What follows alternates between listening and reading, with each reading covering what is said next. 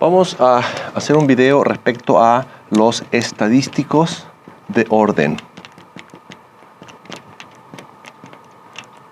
Este video es una introducción. Consideremos que x1 hasta xn es una muestra aleatoria de tamaño n proveniente de una población que tiene densidad f de x y función de distribución f grande de x.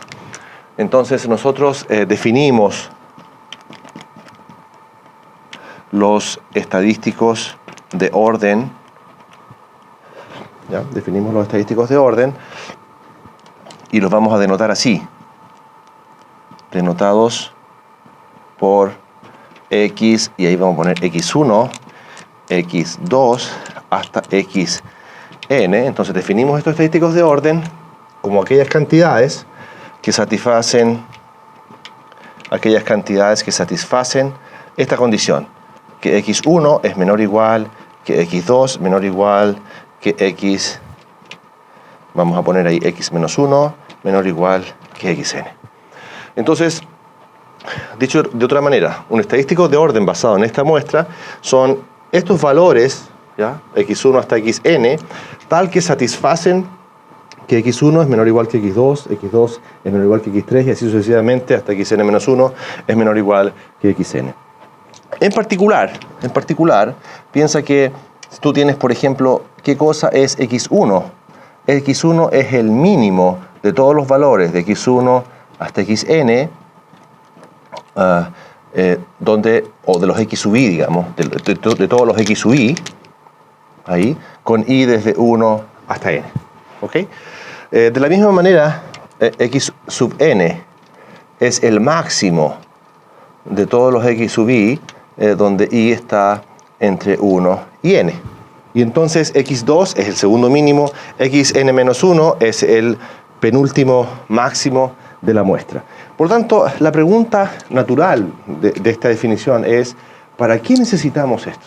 ¿Por qué estudiar este tópico, los estadísticos de orden? Y yo voy a dar ahora una motivación. Voy a dar 3 puntos para motivar esto. En primer lugar, si tú quieres, por ejemplo, estudiar el rango, que lo estudiamos en estadística descriptiva, desde el punto de vista de las variables aleatorias, el rango tú lo defines como el máximo menos el mínimo. Y para saber la distribución de esta variable, necesitas saber la distribución del máximo, del mínimo o la distribución conjunta entre estas cantidades. Necesitas saber cuál es la distribución de x1, xn y después usar el teorema de transformación para obtener la densidad de esta variable, ¿ok? El rango es una variable bastante importante. En segundo lugar, tú te recuerdas que la mediana se puede escribir fácilmente en función de los estadísticos de orden. La mediana es una cantidad que tienes que ordenar primero la muestra. ¿Te das cuenta? Cuando decías ordenar la muestra significaba generar los estadísticos de orden y considerar aquel estadístico de orden que está en el centro. Esa es la mediana.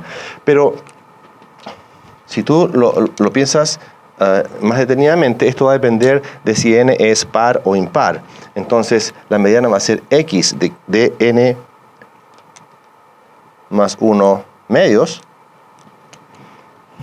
¿sí? Si es que n es par.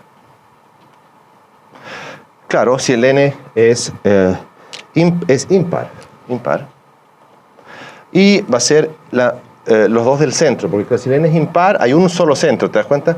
Pero si el n es par, entonces tiene los dos del centro, que es x de n medios más x de n medios más 1, partido por 2, ¿ya? Si es que el n es par.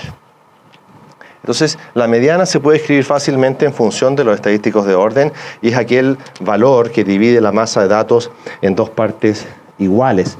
Por lo tanto, esa es otra motivación. Cuando tú quisieras saber, por ejemplo, cuál es la densidad o cuál es la distribución de esta variable, o calcular, por ejemplo, la esperanza de la mediana, en este caso, entonces necesariamente tienes que saber cuáles son las densidades de los estadísticos de orden.